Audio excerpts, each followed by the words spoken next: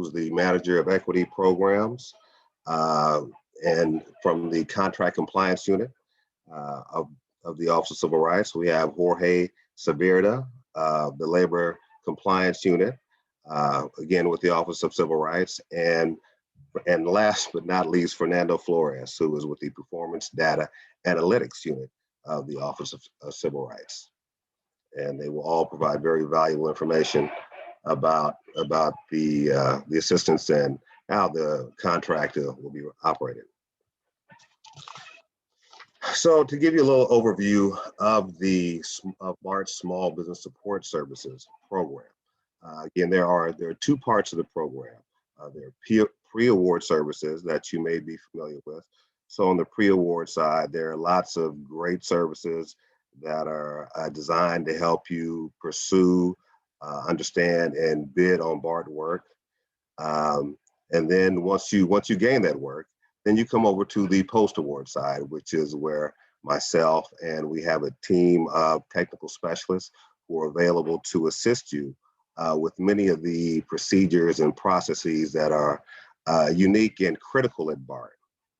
One thing I do want to point out, that we always make it a point to point out, that everything we do in our program is free of charge, is provided by BART through the Office of Civil Rights for your benefit. So feel free to bounce questions off of us, send us emails. That's what we're here for. And again, on the slide are some of the variety of the different issues that we're able to help address. From contract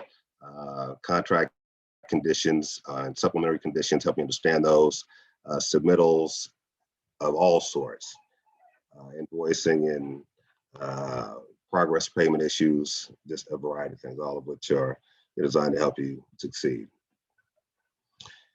The way that our post-award program works, and one of the keys to our program, is communication.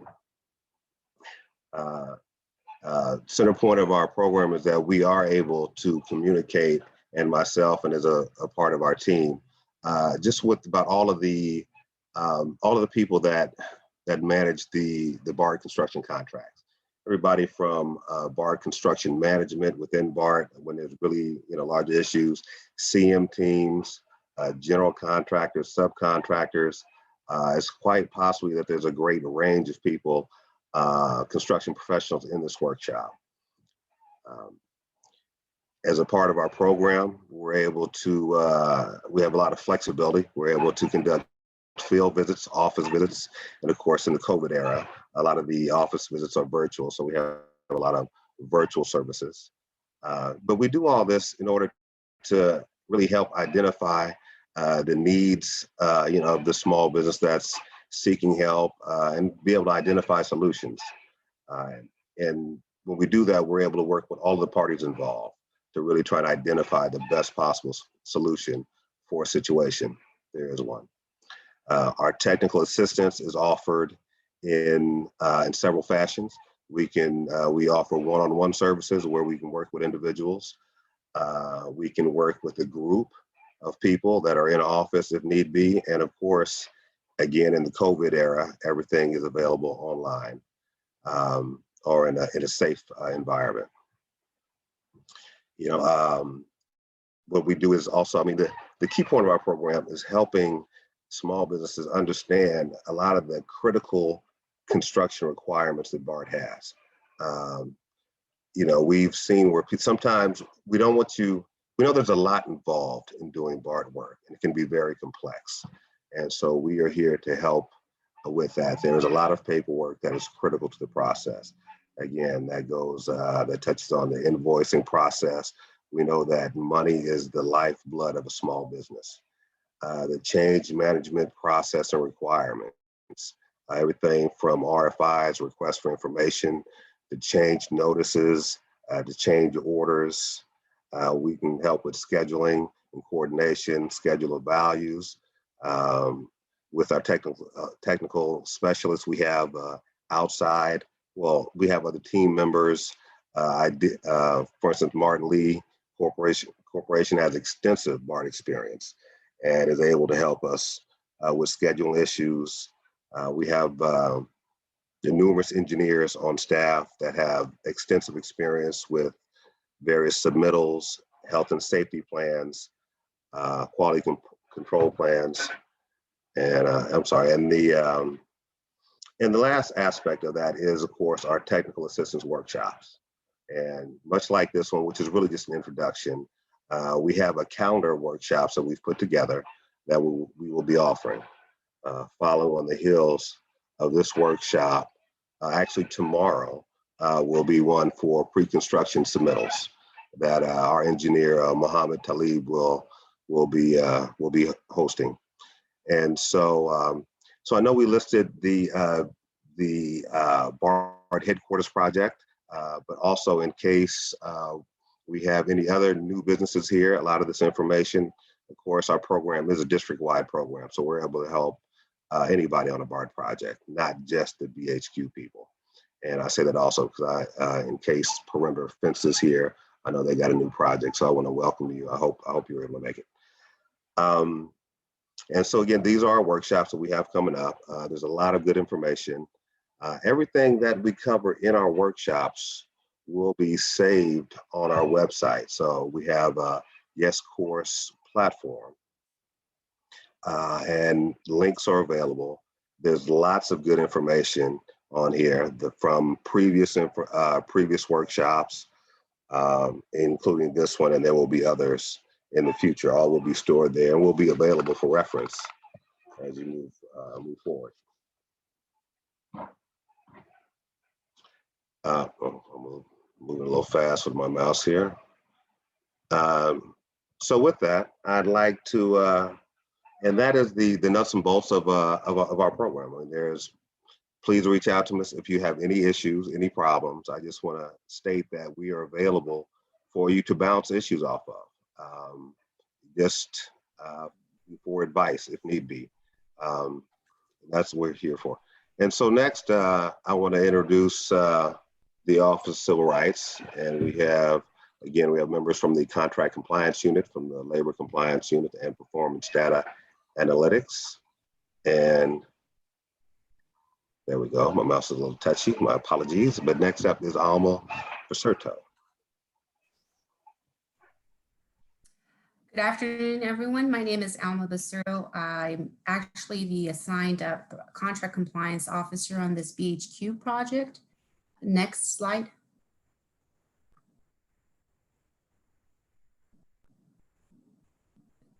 Can we move it to the next slide? Thank you. My role in this BHQ project is to actually manage the non-federal small business program, which is a part of this, which this BHQ project falls under. And one of the roles, the many roles I have to do, I've identified a couple of them here on the screen, but my real role is to actually make sure that it's advocating for the small businesses and making sure that everything is in compliance, both the contractors and the subcontractors, based on the proposal or contract book. One of the roles that I have to do on a monthly basis, some of you might be aware of and some of might not be, is because predominantly this role is between the prime contractor and myself, who is managing this contract. And that's actually to review monthly utilization reports. And it's to review them and validate them. These reports are actually submitted along payment applications that are submitted by the prime on a monthly basis. My role is to actually validate what the prime contractor has listed for each subcontractor. In particular, the MUR focuses on first and second tier small business participation. As most of you know this, there is a 32% small business participation, and the MUR is one of many tools that actually is utilized to monitor the participation on a monthly basis. The subcontractor payments and subcontract work, this is the tool, the utilization report, where the prime actually inserts data on a monthly basis. For example, I'll give you an example. If you did any type of work in the month of December, they would submit, and they're submitting their payment application for for December, for that payment application will be submitted in January. But what I try to do is to make sure that there's a correlation between the MUR and what's listed in B2G Now system. Most of you have actually worked on B2G Now system, which is an electronic system to make sure that the prime contractor enters all subcontract agreements along with payments into the system. There will be a lag between the MUR and the B2G Now system because I'm going back to if any type of work that was actually conducted in December will not show in B2G Now systematically or during the month of September. It's B2G Now system is 1 month lagging behind the MURs. The purpose of the MUR also is to make sure that once your subcontract work has been completed, we validate that final release of retention payment has been paid out to you.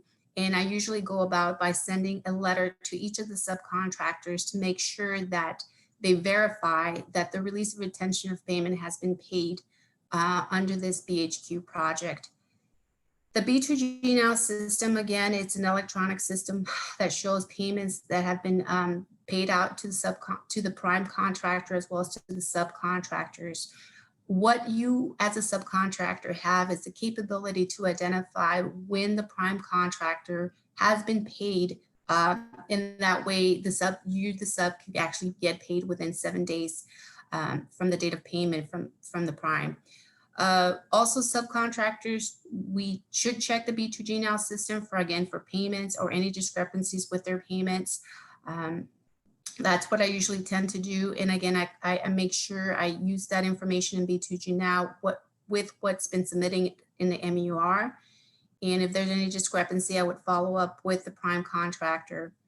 The other thing that I've noticed in a lot of past contracts I've worked with is substitution. We want to make sure that whoever the prime lists on their bid, especially in the individual trade packages as well as subconsultants, we want to make sure that they utilize their services. If there's any type of substitution, we go by the Public Contract Code 4107, where it talks about a process.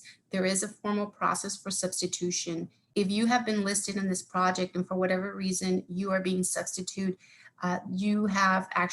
there is a formal process that we coordinate along with the prime contractor, the listed subcontractor, and as well as the proposed new subcontractor. So there is a 5-step formal process. But if you are being substituted, hopefully the prime contractor will notify us, and then we would touch base with you, the substituted listed subcontractor, to make sure it's being formally the process is being formally conducted. Another service that we offer is called the ombudsperson services. And this is a service where we have a third party who's actually prepared to participate in any disputes, to mediate or resolve any disputes between the contractors and subcontractors. And they do an investigation and they try to remediate or mitigate the disputes. This is another services we currently have.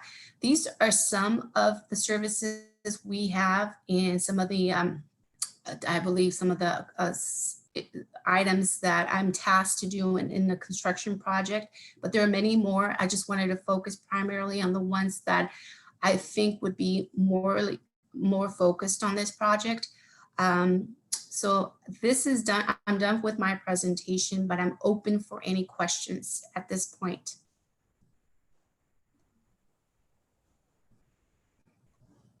Excellent. Thanks, Alma. I've also entered into the chat box. Should anyone have any questions, they can use that as well, and we can bring it up then. Sure. This is a great point where if you have any immediate questions for Alma, we can reserve them for later. Feel free. And if not, we can go ahead and move forward with our next key topic speaker. And let me go ahead and ask him to unmute himself here. Mr. Jorge Saavedra. Good afternoon. My name is Jorge Saavedra, and I'm here with BART's Labor Compliance Unit. In our office, primarily, make sure that contractors pay prevailing wages and the proper follow the proper public works requirements when required to do so. On this project, I'll be talking about the contractor registration requirements, also some of the prevailing wage requirements, including the certified payroll reporting, and some information about the project stabilization agreement. Next slide, please. So as with all public works contracts in California, contractors are required to register with the Department of Industrial Relations prior to performing work on this project or bidding on it, actually. So if you have not yet registered, you should do so now. Also note that your registration expires on a fiscal year basis. So as of July 1st, you should have a new registration. Next slide, please. Prevailing wages are required, so make sure that you pay prevailing wages to all workers employed in the execution of this contract. That means everybody. There are really no exceptions in California for anybody working on a public works project. So that includes company owners, that includes your parents, that includes your children, that includes yourself. Everybody that is working on this public works project must be paid the prevailing wage, and you must be reported on the certified payroll reports to evidence that you've been paid the prevailing wage rate. Next slide, please. As indicated, you're required to pay prevailing wages, and you evidence that you've paid these through the use of certified payroll records, which you are required to furnish to BART on a weekly basis and upon request of the Department of Industrial Relations.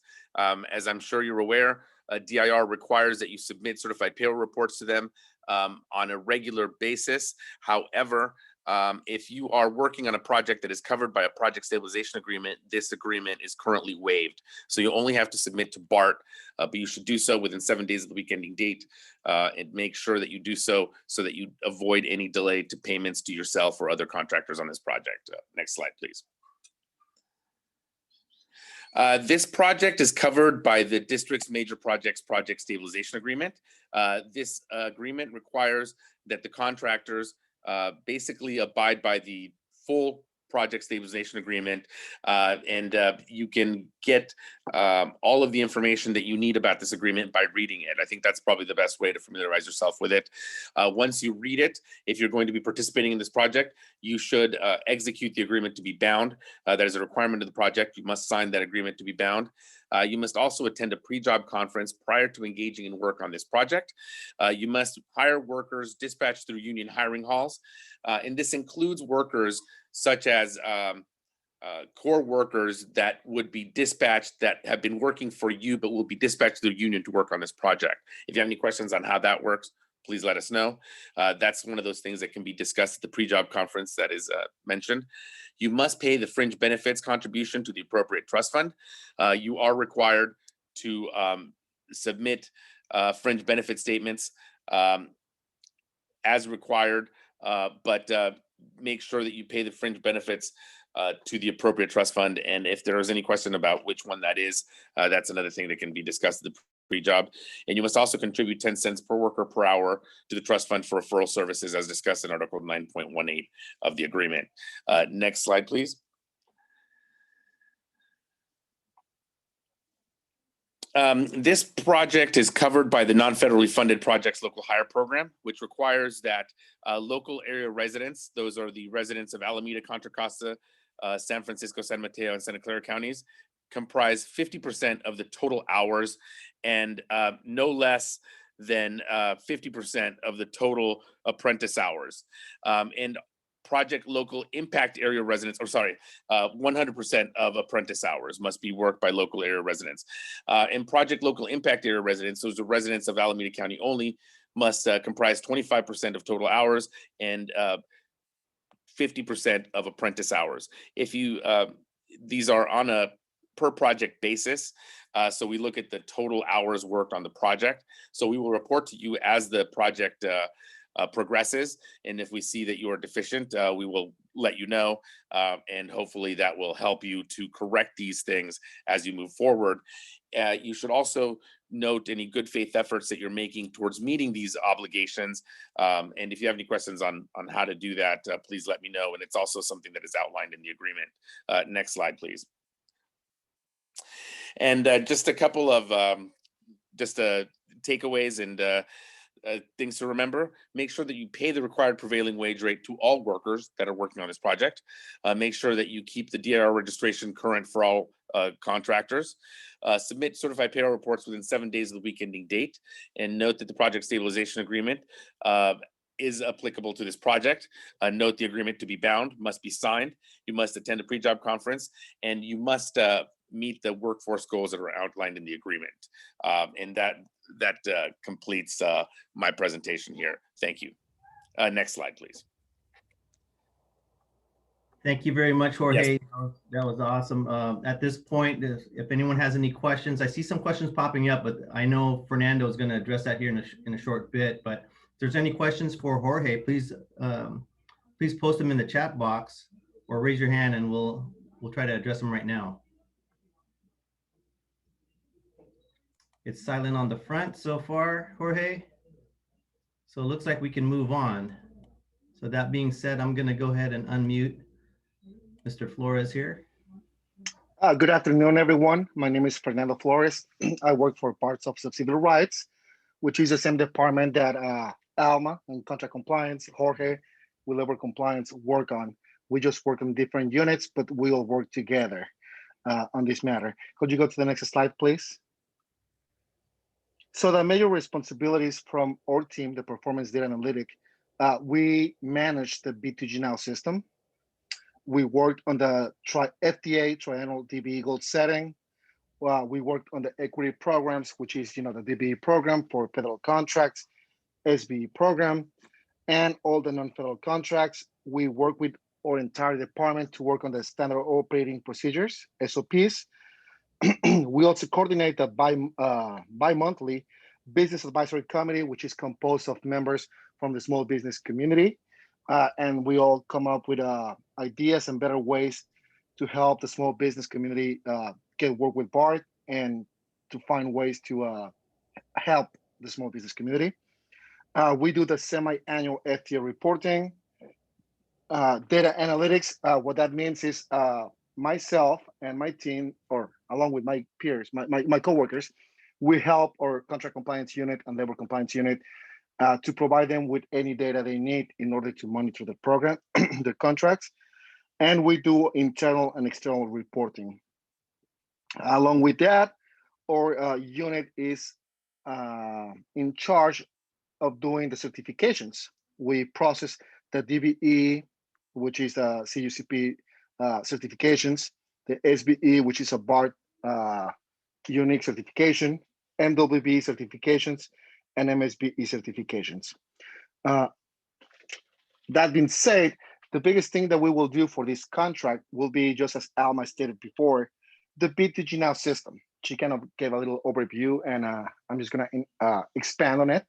Basically, the system is where all the prime will enter or list all of their subs with their commitments, and in the monthly basis, they will enter the payments that they claim they pay their subs. Once the prime enters that payment, the subcontractor will get an email, or the person they chose to be in charge of the B2G Now system will get an email stating the prime paid X amount of money to Fernando Flores Construction.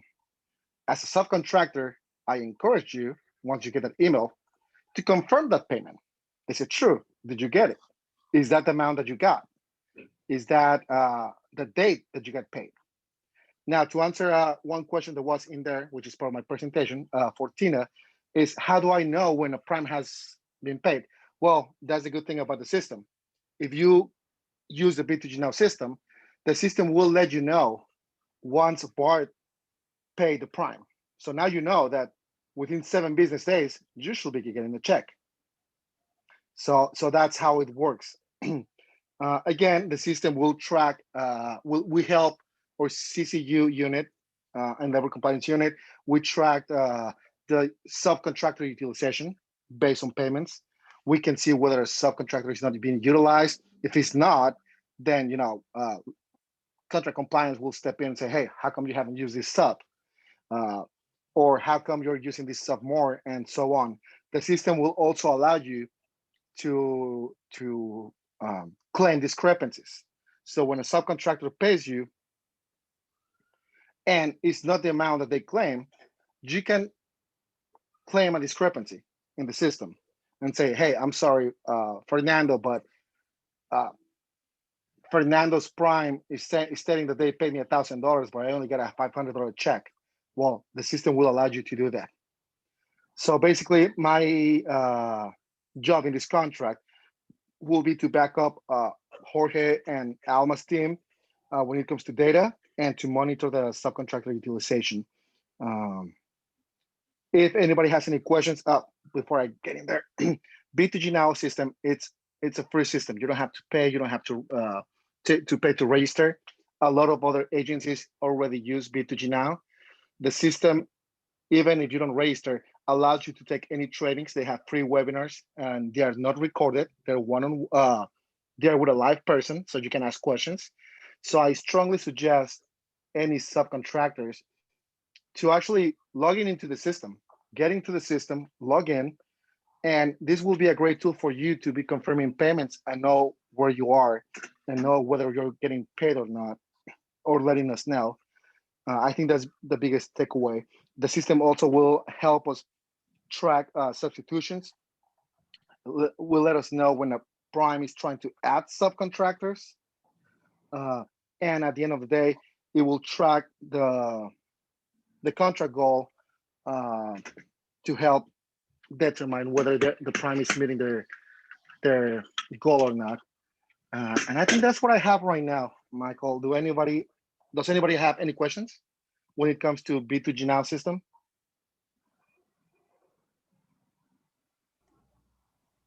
Caruana, do you want to facilitate the Q&A at this point? Actually, let me unmute Caruana. Thank you so much. I was stuck, so I couldn't speak. Yeah, so we have a couple questions here. Darlene, hopefully I pronounced your name correctly. Darlene wanted to know if there was a sample of the MU reports. And I don't know who will be the person that will need to answer that. Maybe Alma, I'm not sure. Yeah, the MUR Yes, report. I'm over here like unmute myself. Yes, Okay, yeah. yes. Yeah. The monthly utilization reports, they're more internal documents that are between that are part of the payment application. If someone wants to see a copy of that, I would have to double check first if that's actually allowable, because no one has ever asked to see MURs that are not the prime contractor. But I'll get back to you and I'll definitely get an answer if I'm able to share those MUR reports as an example. Awesome, thank you. And then the other question we have is from Tina. She wanted to know, how will we know when contractors get paid? And I believe that question may have already been answered, but you can go ahead and answer that. Sure, thank you. Just to recap on Tina's question, in the system, when the prime gets paid, it will notify all subcontractors registered in the system, which should be all the listed subcontractors. And when the prime enters the payment to the sub, the system will also notify them. A good thing about this is you can do a fast track. What that means is you can actually get a text message from B2G Now. It will be on the settings when you register in the system, and you can get it as a text message, and you don't really need to be on your computer to confirm a payment and to look at when the prime has been paid. Hopefully that answers the question. Thank you. Excellent. Hey, Caruana, we have a Metro Contract Group on the line here. I'm going to unmute as soon as I can locate them on my list. I believe it might be Dwight, but there's a question that they want to ask. Okay. For a second here. Should be good. Yeah, I did. Hey, thanks, Michael. I appreciate it. You're welcome. So I had a sort of a quick question regarding the B2G Now payment. If as it relates to prime contractors. If you are a sub under the major prime, say Turner or Blue Source, how can you verify that they've been paid under the scope of your service for the major for Turner? Is that possible under this system?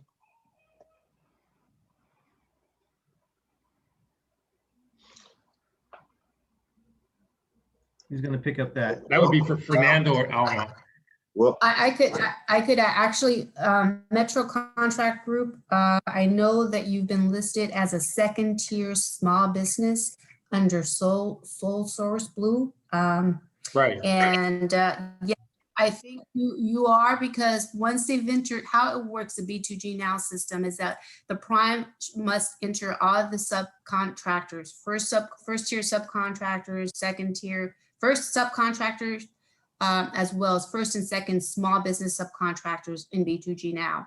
So the prime has to enter those tiers, as well as any subcontract agreement above $5,000 or more that you've been actually awarded to. So it is up to the prime's responsibility to enter that data on their respective subcontractors into the B2G Now system. And from that point, I'm thinking that what happens is once you've been listed in B2G Now as the second or first tier subcontractor, you will be receiving those monthly links where you will be able to identify when the contractor has been paid. Am I correct, Fernando, or am I wording it wrong? Yes, you're correct. Sorry, I couldn't mute. I was trying to mute. But I think I see where your question is going. You want to know, if you get the links stating that the prime got paid, how do you know if you were part of that pay application? Yeah, Is exactly. that correct? That's So correct. that's how you want to know. So it will state which pay application got paid. So it will say pay application 11, 12. Unfortunately, it won't tell us whether you were listed on that under that application. So that will be a matter of keeping track as to when the prime listed you in their invoice. Okay.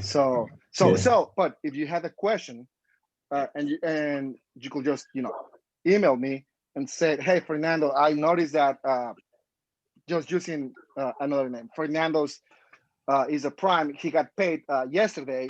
It says he was pay application number 11. Can you tell me what that pay application time frame it covers? I can tell you that. Oh yeah, it covers from December 1st, 2020 to December 31st. So that will give you an idea whether you invoiced in that time frame or you didn't. Right. So I could help with that. Yes, not a problem. Okay. Unfortunately, right now the system will only tell you Fernando got paid $1,000 for pay application number 5. and That's great. Thank you. I had another quick question. This is probably for Jorge, and it's regarding the certified payroll. You had mentioned that the certified payroll actually goes to BART, but if we're working under the general contractor, are we obligated to send in our certified payroll to BART, or actually to our, in this case, I guess it would be Source Blue or Turner, and then they would in turn forward that on to BART as our certified payroll?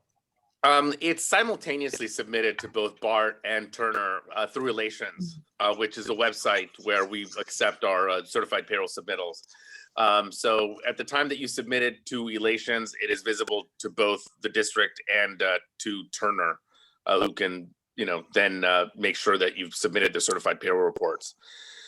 But you would submit it to Relations. Okay, great. Thank you. Sure. Thank you. And if I could just jump in quickly, this is Harry. And in regard to the previous question, in terms of knowing what work is paid for, one of the abilities of the program is we can find that out if there's an issue. We can check through communication with the CM team and the general contractor, and also with the involvement of our technical specialists who are engineers and who completely understand the process. We are able to find out if the work that you performed has been included in the invoice and what invoice, and then we can relay that information to to our people. We make the information available to our people our friends in the Office of Civil Rights, whether it's ALMA, most likely if it's a question, any question regarding prompt payment, any information I get is going to be referred to ALMA because of course that's her wheelhouse. But I'm able to communicate with the CM team, the various people to try and identify exactly what's been paid. So if that's helpful. Thank you, Harry. So quick question for the presenters who's already presented, and as well as if there's another presenter that's going to be presenting, this is something that we want you to share. Can you share or discuss some of the most frequent problems that you see and the suggestions that you would have to address some of those problems? So I guess we could start with Alma, and then moving on to Fernando. That's a very, very vague question. Can you hone in, like, exactly, is it any type of problem that has? Well, some of the most between frequent the prime and first tier, or between the first tier and the, yeah, because so some of these things that we're addressing some are of like the most frequent. yeah. I think some of the problems that I've noticed though is the usage of the B2G Now system. It's a recently electronic system, I would say, that was actually implemented at BART within the last 2 to 3 years, and it is quite. I've seen it somewhat a little bit of a challenge for a lot of contractors to actually know how to utilize it. That's why it's important to actually use the 1-800 number that's actually there, as well as call Fernando for assistance. He's pretty much the guru, but we're also learning, his colleagues are also learning how to use the B2G Now. But I think that has been somewhat of a challenge to a lot of folks, is the usage of the B2G Now, and making sure that they insert all the subcontract agreements, as well as any change orders, any modifications to an existing subcontract agreement. When I say change order, I use it synonymously as an addendum instead of a change order for additional work or monies. Meaning, I'll give you an example. For instance, if a prime enters a subcontract agreement, and then there's some discussion between the subcontractor and the prime, or the subcontractor and the first tier subcontractor, where there's a de-scope of work and so on. So obviously their subcontract agreement contract value has been reduced or decreased. I noticed that there has to be somewhat, it has to be obviously it is the due diligence of the prime contractor to actually insert any type of addendums that actually change the contract value. So that's something that I've also noticed, not on this particular project, but I've noticed a lot of somewhat of a challenge to a lot of contractors. The other thing that I've noticed too is I think it's easier. We're here to help you, the Office of Civil Rights, and I noticed that there's somewhat of a challenge when subcontractors don't get paid or on time, or where the fact is when somehow there's a new scope of work added to their subcontract scope of work, and there has to be some, then figure out, they're trying to, excuse me. You know what, can you somewhat unmute me, because my battery is running low and I'm going to be disconnected completely from my computer. So can someone else help me out on this question? I got to go get my plug. Excuse me. Oh, I'll jump in for Alma in the meantime, since she was discussing B2G Now. So some of the most common challenges or issues, the most common I get is subcontractors really not confirming the payment. Subcontractors really not getting into the system and confirming payments, because it is a requirement per supplementary condition 9.7.2 in the contract that the prime is to enter the payments to the subs on the monthly basis. Unfortunately, not too many subs go into the system and confirm the payments. Many of them, I understand, many of them are small businesses, the owner is out in the field, it's a small shop, that's understandable. But as I said, as long as you go into the system once, you can set the settings to send your text message to your cell phone, so that you don't have to get in your computer, so that you're in the field, you'll get a text message saying, B2G Now is letting you know that Fernando's Construction just got paid yesterday for pay application number 12. Following with that, just as Harry stated, you can have or ask the team, SBSS team, to let you know on which pay application numbers you're listed under, so that when you see it, you go in there and you confirm the payment. And I think that's the biggest challenge I have encountered, is that the fact that subcontractors don't go into the system to confirm the payments. It's not mandatory. It's not mandatory, but it's a great tool that you as a subcontractor or a small business have to make sure that you're getting paid. And if you're not getting paid, then you have OCR, and then you can just claim a discrepancy right there and say, hey, Fernando, no, this is incorrect. I didn't get paid $1,000. I got paid $500. What's going on? Then, for me, myself, Fernando, will just let Alma or whoever is OCR analyst know, hey, this is what's happening. Here's a discrepancy. And then it will be escalated as it goes. She will escalate it through RE, PM, or whoever. But I think that's the biggest challenge. The other thing is, well, it wouldn't be a challenge, but we try to stay on top of the prime to make sure that they don't fall behind on entering subcontractor payments. But yeah, I think the biggest one for B2G Now and myself will be the fact that people don't confirm the payments. And then sometimes I got people saying, hey, I cannot access my payment from May 2019. Oh, it's been 2 years. The system probably already locked itself, so I can go back and unlock it so that you can confirm. But it's been 2 years, so you're waiting until the end, until the contract or your contract subcontract is over. So I think that's the biggest challenge that I have. I have worked with Harry in the past, with Alma a lot. I work with Alma on a daily basis. But yeah, that's probably the biggest challenge we have when it comes to B2G Now. Yeah. Yeah.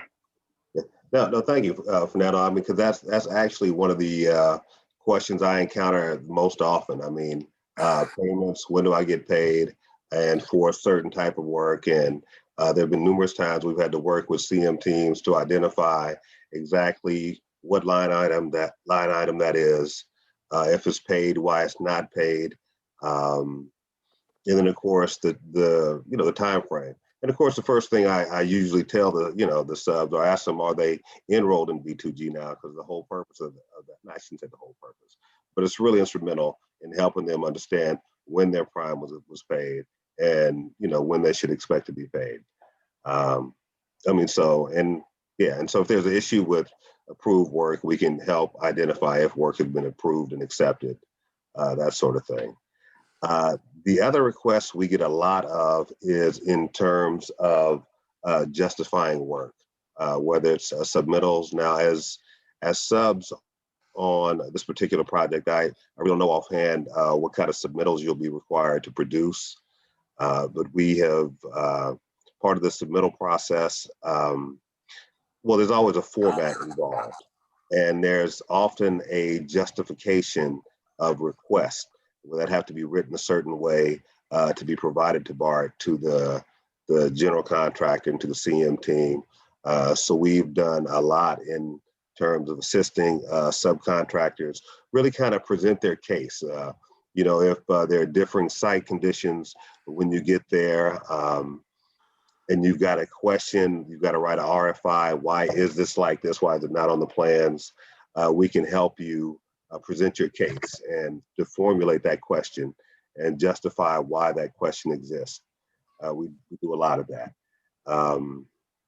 There are another hot item. A topic we deal with are, again, is another type of submittal, SSWP, site-specific work plans. That's probably not as much an issue in this particular project. And of course, a lot of you are new to BART. So, we want to welcome you to your first BART project. And it's a good starter project. It's as simple as it gets for BART. But these are some of the most common things. Of course, the issues that we encounter vary on the project and the role of the contractor, whether you're a subcontractor or whether or not you're a general contractor. So I hope that helps answer the question. Harry, Yes. just to let everyone in the meeting know that in a few weeks we will have the B2G Now training, which is B2G Now specific. Yes. So that where we will discuss more about the system and how it works and operates.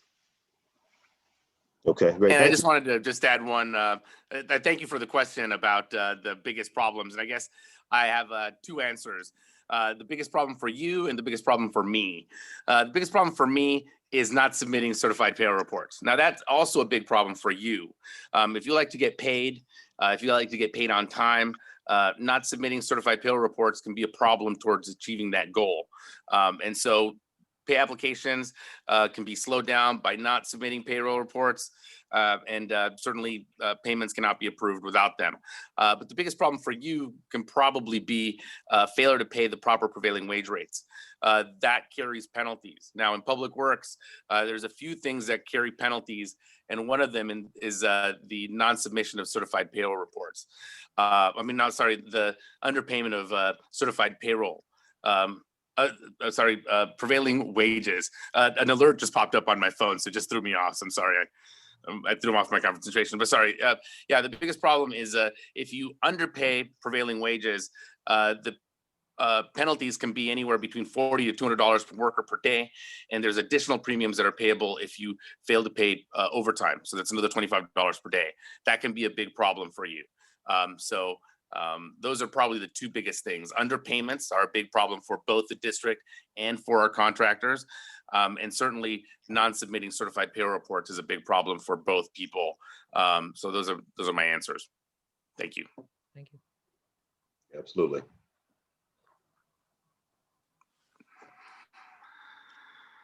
Were there any other questions? Oh, so there's no other questions at the time. So Harry, back to you. Okay. So thank you. So I'm not sure how many. I know we have a number of small businesses on the line. I can't really tell offhand how many, but I did speak to a number of you today to kind of introduce the program to you. So I do want to thank you for tuning in and getting the information. I want to congratulate you again on the work you've won with the headquarters project or any other project. I understand that you're new to BART, and we look forward to working with you. There'll be lots more information coming out to tell you about the other upcoming workshops. And again, if you have any questions, please feel free to reach out to us. And we'll send you in for more information. We'll send you a link to our website where there'll be lots of information. And thank you. So again, if there unless there are any other questions, I think we'll talk about this key takeaway slide. I'm sorry. So I think all of this has pretty much been covered, but there's some additional information. And of course, also this presentation will be available. So if you'd like a copy of this presentation, we can get that out to you also for reference. And this information will be on our website. Here is some contact information for myself and for our friends in the Office of Civil Rights. And that concludes our workshop, unless there are any other questions or comments that anybody would like to make.